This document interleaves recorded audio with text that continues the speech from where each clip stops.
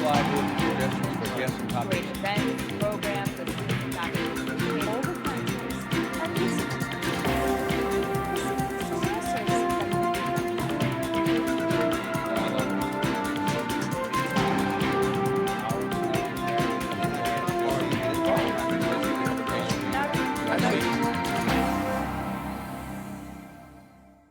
Welcome to this week's segment of Dialogue Houston. I'm your host, Lawrence Payne. To our regular viewing audience, welcome. To those joining us perhaps for the first time here for HCC's TV Dialogue Houston, we can be found now every Tuesday and Thursday at 6 a.m. and again at 6 p.m. and Saturday afternoons at 3 p.m. As always, on top of the show, let me thank you for your thoughtful calls, emails, and text messages concerning previous shows we've aired here on HCC's TV Dialogue Houston. For after all, this is your community affairs, public affairs show here on HCC TV, now proudly starting in January of 2022, its 30th season. We have a great show lined up for you this day. It follows kind of the way this year has gone, and I thought of no better guest and topic to end with as we move into the new year of trying to hopefully reclaim some of our civility with each other as human beings. And that's none other than our good friend, Dr. Christopher James Wolfe, professor of political science, University of St. Thomas. And one of the things that he writes and talks about so eloquently is our unalienable rights.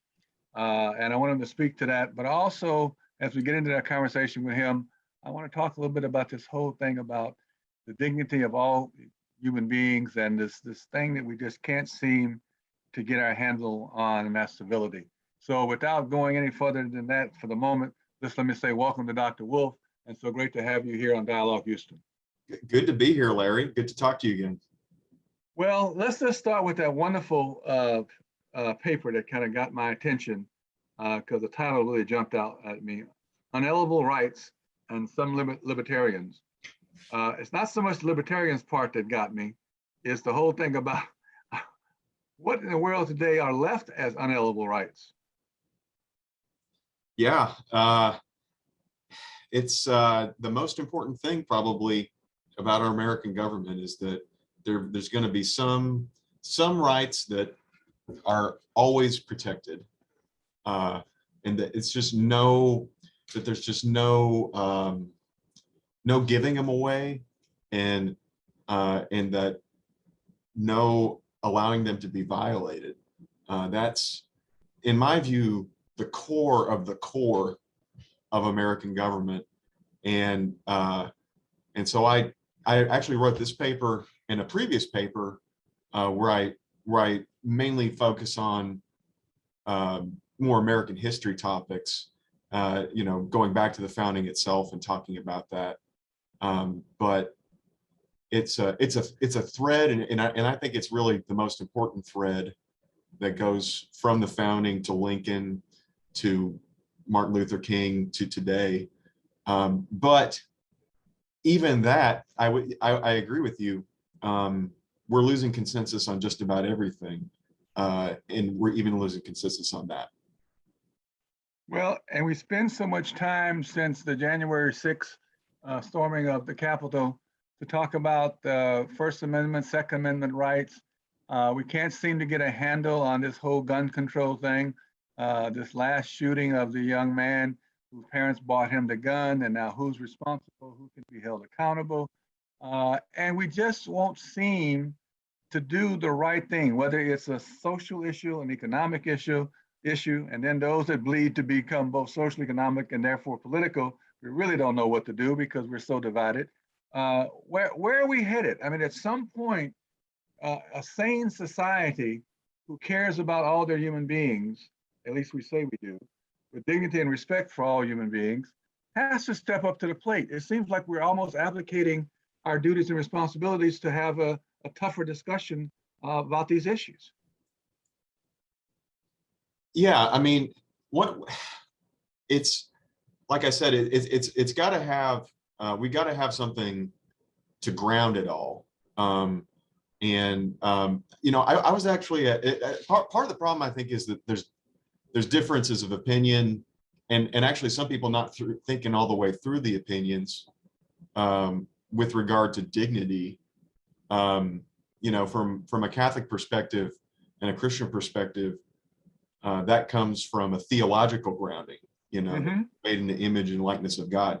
And I think a lot of Americans actually believe in that and would agree with that. You know, but there is, I think, you know, other ways of thinking about dignity. I went to this conference. I didn't mention this to you, but I went to this conference at Notre Dame Center for Ethics and Culture with a couple other University of St. Thomas professors about a month ago, and it was all about the idea of dignity, human dignity, and that, you know, kind of what was coming out of that discussion was that, you know, dignity is a kind of a concept that it really does have to have some things grounding it, backing it up, and one of which is the theological grounding. But other, you know, other things is just views about justice. And, you know, with my article, Unalienable Rights and Some Libertarians have just a very thin view of justice, a very thin grounding. And so that's why most libertarians don't actually agree with unalienable rights when you look at their writings. And so just pointing out some people who, yeah, we can't even agree, who wouldn't even agree with that there are unalienable rights. Well, you mentioned an Unalienable Rights Commission, which I thought was interesting. Mary Ann Glendon, I remember reading something about that way back when, the law professor, Harvard law professor, and that book that was really at that time talked about a lot about rights talk, the impoverishment of political discourse. Yes. And it seems to me that from that day to this going forward, as you mentioned in your article and as you lifted up, we are really caught in this discussion of what is political discourse that allows democratic decision-making to be made and compromise to occur. Yeah, I love that book, Rights Talk. I mean, it just brings up the obvious fact that people can realize is that people are arguing for some rights against other rights. Right. You know, and there's just there's no these rights are acting like trump cards, and you can't, and it's like a discussion just stops, you know. There's no way to go forward. And so yeah, Mary Ann Glendon, she actually was at that conference in Notre Dame as well and gave a very good talk, but on dignity in the UN Declaration of Human Rights. Yeah, so I was happy with that commission, with the work it did. And I think there needs to be more thinking about what the rights are and what the grounding is. Because otherwise it's just an our civil discourse gets to be impoverished, where we're not actually on the same track of trying to work toward the same good. Quite often, if we just, you know, say, I've got a right to this, and that be the end of the discussion, you might say, why? What's the good we're going for here? But it seems to me participation in community life used to be a great aspirational thing of citizens, of all citizens, to exercise one's civil role. And we seem to want to not be involved anymore because it's getting too messy, too difficult, too tense, too stressful, too fearful. We've drawn such a wedge that people are even fearful to be involved in the democratic process anymore. Well, you know, if that's the case, social values, truth, freedom, justice, all those things we talk about doesn't seem to have a chance going forward. I agree. You know, I've been teaching some ethics classes here at St. Thomas, and you know, sometimes students will ask me, or we'll be going over these questions, ethical questions, and you know, people will ask questions, and they'll say, you know, Dr. Wolfe, do you think, you know, that you should obey the law about drugs or something like that, or do you think you should obey the law on X, Y, Z? And I would say, yeah, there actually is, I think there actually is a duty to obey the law unless it's an unjust law. But I think that the baseline of that, you know, people seeing that there actually would be a moral duty to obey the law unless there were something morally problematic about it. I don't see as many people who that's their first response. A lot of times it's like, well, maybe I should or shouldn't follow the law if it's not benefiting something or other. Mhm. But that idea that actually there is a duty to obey the law, which, if there's something that was morally wrong about it, then that's another thing. But the fact that there is a duty to obey the law, that's, I've seen a lot of students who that just doesn't occur to them. But it all fits together, right? If the rights, duties, obligations, responsibilities, those four things have been the cornerstone, are all kind of doing, like you said, do them if you want, uphold them if you want. They're all kind of más o menos, kind of sort of. No, they're not. I mean, we all have duties, rights, obligations, responsibilities as citizens in this country. Right. Right. We pay taxes. That's right. That's one, but that's always just the bare minimum. But and that's actually biblical too. There's in the book of Romans, Paul is talking about obeying Caesar. Yep. You wouldn't think that, but even though it was some bad Caesars, they still, in the Bible, said you're supposed to, because, believe it or not, even though these political leaders might be doing a terrible job and they might be fools, in some way, God still put them in your life as the political leader. And if they're doing something really unjust, of course, don't follow it. But to your point, though, the political community is established to be of service to civil society, from which it originates or comes from. Yeah. That's kind of gotten flipped now. The political community and the politicians tell us rather than we tell them what we expect and what we want. And I think part of it has to do with this whole hesitancy about commitment. Nobody wants to commit to anything, because if I don't commit, you can't hold me accountable. Yeah. Because accountability seems to be the big booger right now. Nobody wants to be held accountable and responsible for anything. Somebody else did it, not me.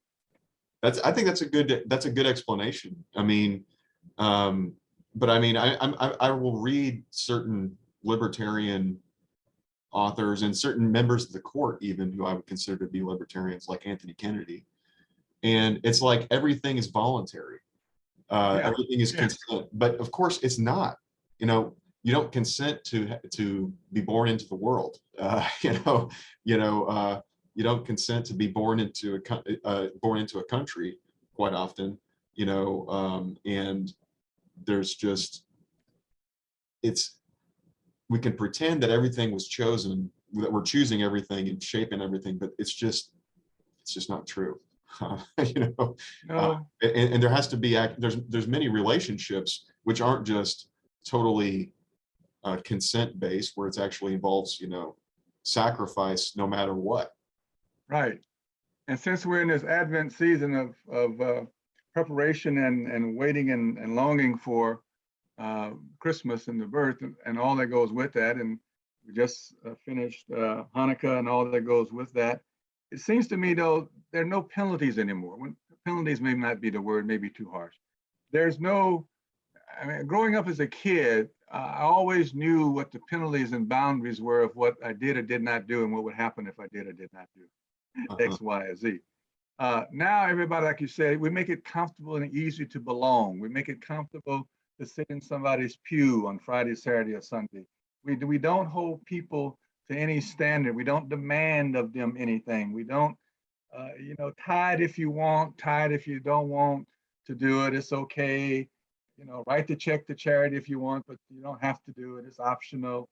It's a loosey-goosey kind of existence. And when you feel that demand, when you're sitting in a pew and the priest says something that it's demanding of you it really takes some humility. Yeah. And to keep on sitting there and not walk out or whatever, but that's, it takes some humility, and it's not exactly, I mean, the culture would say, so they make you, make a demand on you, you don't want to follow it, but actually there should be some demand. It's not just you making up this whole thing. Well, Catholic Protestants are Jewish on the weekend, Friday, Saturday, Sunday worship and homilies and sermons. The homily and sermons that usually got under people's skins is the one you'd hear about, the pastor, rabbi, reverend priest would hear about the next day. And always what I was told is that's the sermon that worked. Yeah. Because I'm supposed to make you feel uncomfortable. Yeah. I'm supposed to make you challenge and question and wonder and seek. I'm supposed to do all of that. Yeah. And if I'm not doing that, then just why are you sitting here? So I just think that we've gotten so far, and I know why. Partially was because we didn't want to upset the apple cart. It might cause the collection plate to go down. It might cause some people who are uncomfortable not to give. And now we've built these big buildings and these multi-buildings. We got to finance those, pay for those somehow. Larry, I just saw a movie exactly about that for the first time. The bishop's wife, and the preacher's wife. Yeah. So I've watched those movies recently, and it's exactly about that. The bishop's trying to raise money to build the cathedral, but he's losing track of what he's actually supposed to be doing. Yeah. So I think it's true of all. It cuts across all denominations. I've heard some great sermons from everyone, preachers, Baptist preachers, rabbis, and the ones that really stick are the ones that usually get under somebody's saddle. Yeah. And that email or that phone call gonna come the next day for sure, if not the same day. But that works because that's what I'm supposed to be doing. I mean, and I think that we are afraid, when I say we collectively as a society, we're afraid to rattle anybody's cage because there's such an unhingedness, if that's a word, in some people that we worry about them going off on us. And so I think there's a fear factor in even saying things now to certain people.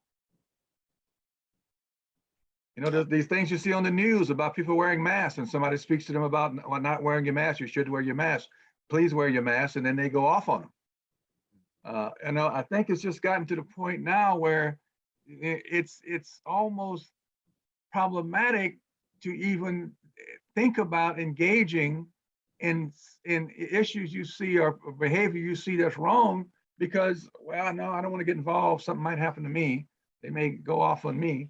And I just think that's wrong. Human beings are called to challenge other human beings. And I mean, I know some personalities, it's easier for the others. For whatever reason, I haven't always,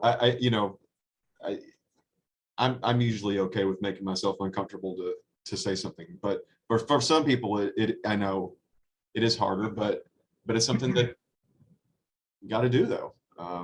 And it's, just like courage or any virtue, you might have a tendency not to want to do it, but it's you got to deal with. Well, the police tell us when I was involved with the police reform thing we just did as chair of the committee of the youth police reform. One of the things the police would tell you very clearly is they need more citizens to see something, say something. Mm-hmm. That crime and activity and negative and behavior and stuff you see in your neighborhood and your streets, they can't do it alone. And the reason crime continues to spike is people see stuff. They just don't say anything. They don't report it. Mm-hmm. They don't want to get involved. Yeah. And I think, that whole eyes and ears, we all should be responsible for the things around us that affect other people's lives negatively. Which takes me to, I'll do a pivot now real quick. It takes me to this point about, is there a place in the formation of this perfect union that we're seeking for the two words that you and I understand in the context of the broader subsidiarity and solidarity? Do those have any meaning in this polarized political charge environment if understood properly, the definition of both those terms, that Yeah. could help move this dialogue maybe? Mhm. I think it is. I mean, that's not the way, our Constitution specifically talks in terms of subsidiarity and solidarity. Subsidiarity being allowing for lower units of society, lower institutions, lower associations, dealing with the problem if they can. And if not, um, then higher ones coming in to help out. Right. And, and so we don't have that exactly in our constitutional system. We do have what they call, federalism, which is allowing states and local government to deal with problems, not just the Washington, D.C. national Right. government deal with it. And so, but those two ideas of federalism versus subsidiarity, I think they're related. And I think subsidiarity is a reason to support federalism in some ways. But they're not totally equivalent. Mm-hmm. And but I think federalism it does help with subsidiarity. Solidarity in terms of feeling and suffering for others who are suffering. That is something that I think you see it. You know it when you see it in American politics, where and it's pretty dramatic when you do see it. But it's a little bit. It might be a little bit harder for me to locate where we would have that. I mean, maybe just in some of the leniency that we would have with the laws sometimes, Mm-hmm. where Mm-hmm. by all rights, we've got them on the books, and this person, according to the letter of the law, could definitely serve this penalty. But sometimes, serving out the very letter of it might not actually be to everyone's benefit. It's Right. just, and so that's where it seems like solidarity and mercy come up in our law, and and some of the crime reform that you mentioned. I think it comes up there. It should come up there. And so the right on crime movement Mhm. was somebody who had actually gone to jail, who had been a conservative, and so he was able to see the other side finally Right. within the jail, and then push for reform, and so that's encouraging when you see that. But that, of course, that's not all that common. Right. But that was an interesting episode in it. So what, taking that as, justice, I'm going to use just the word justice. I'm not going to use social justice because that creates a whole nother dynamic. But just plain justice, it seems to me has always been behavior that is based on the will to recognize the other as a human being. Justice is not that hard to attain or to achieve. With that simple definition, justice is behavior that is based on the will, and have the will, to recognize the other as a human being. So it's to be treated the way I want to be treated, right? And to treat others the way I want to be treated. But to do that, you truly have to see the other as a human being. And I don't think in many cases we do that. The other is still the other. And in many cases, that's the vestiges of slavery still to this day, or less than, or half a person. So I'm going to leave that at that point. You and I are going to ponder some stuff, and we're going to come back after the first of the year. And we're going to have a real hard discussion about justice and social justice, and what would it look like in 2022? What would real justice and social justice, not charity, but truly justice? So I'm gonna give you a quick 30 seconds for any closing comment we left out, and I want to do a little closing commentary, and we're out of here. Larry, I just want to say I'm looking forward to that, and I'm going to be teaching a class next semester on ethics, and we're reading a book by a guy named Michael Sandel. It's called Justice: What's the Right Thing to Do? So maybe I'll have perfect. that book to talk about that. Perfect. Well, I thank you for being with us on this segment. We're going to do some more in the new year. I want to talk to you about putting a little panel together. So we're going to have a panel discussion and maybe dive in a little deeper and do a whole hour perhaps around that and see what we can do. So let's let me in with this and thank you and have a great holiday. And we'll see you after the first of the year. Let me close with these thoughts for this end of this year, our last show for 2021. There's a wonderful poem by Leonard Cohen that he's put to music. And the last sentence of the poem goes like this: after a deeper reflection of the heart, we rise to play a greater part.